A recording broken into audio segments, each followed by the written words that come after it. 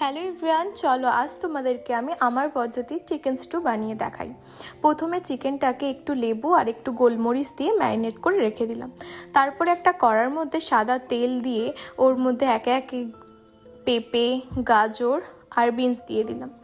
এবার তোমরা অনেকে ক্যাপসিকাম দিতে পারো, বাট আমার মনে হয় ক্যাপসিকামটা দিলে সেই স্টুর ফ্লেভারটা পাওয়া যায় না। তো আমি প্রথমে গাজর আর বিনস আর পেঁপেটাকে একটুখানি হলুদ আর নুন দিয়ে হালকা করে কড়ার মধ্যে নেড়ে নেবো।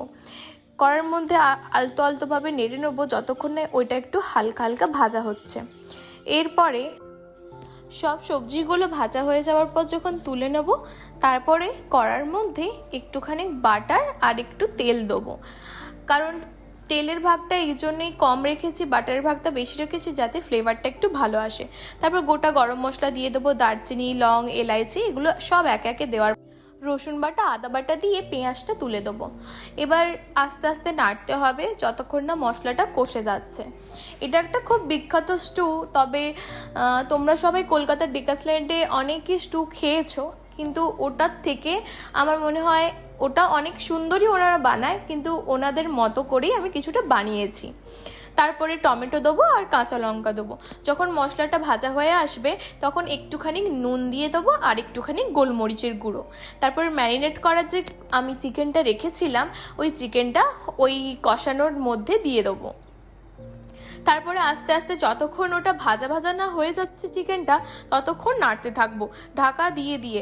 পুরো 1 ঘন্টা বা 45 মিনিটের মতো তবে আমি এটাকে অনেকক্ষণ ঢাকা দিয়ে দিয়ে নাড়ছিলাম। প্রায় আমার অনেকটাই টাইম লেগেছিল, কিন্তু আমার মাংসটা অনেক কম ছিল, তবুও অনেকটাই টাইম লেগেছিল এই কারণ এটা অনেকটা ভাজা ভাজাও হবে এবং কষা কষাও হবে, কিন্তু এটা খেতে পুরো স্টুয়ের মতনই লাগবে। তারপরে এটা যখন একটু ভাজা হয়ে যাবে আমি সব সবজিগুলো দিয়ে দিলাম। সবজিগুলো দিয়ে দেওয়ার পর আবার নেড়ে চেড়ে নেবো।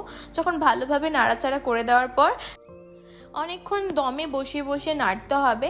এবং জল ঢালার আগে আমি 3টে মশলা দিয়েছিলাম, যেমন কি এটাই দিয়েছিলাম একটু গোলমরিচের গুঁড়ো আর একটু লবণ আর একটু চিনি।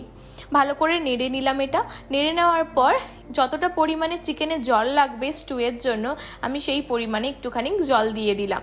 জল দেওয়ার পর এটাকে আবার নাড়াচাড়া করে রাখতে হবে।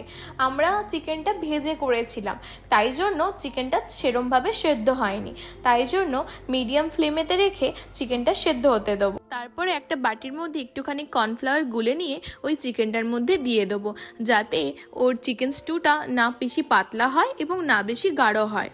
এবার আমি এই জলটা চিকেন স্টুর ওপরে দিয়ে দেবো। এবার চিকেনটা সুন্দরভাবে ফুটে এলে দেখতেই পাবে তোমরা সুন্দরভাবে আমি ফুটিয়ে নিয়েছি। এবং এই কর্নফ্লাওয়ার জলটা দেওয়ার পর আমি 10 থেকে 15 মিনিট ফুটিয়েছি। তারপরে আমি চিকেন স্টুটাকে নামিয়ে নিয়েছিলাম একটা পাত্রের মধ্যে। যদি তোমাদের আমার এই চিকেন স্টুর ভিডিওটা ভালো লেগে থাকে তাহলে অবশ্যই কমেন্ট করে জানাবে। দেখা হচ্ছে পরের একটা ভিডিও।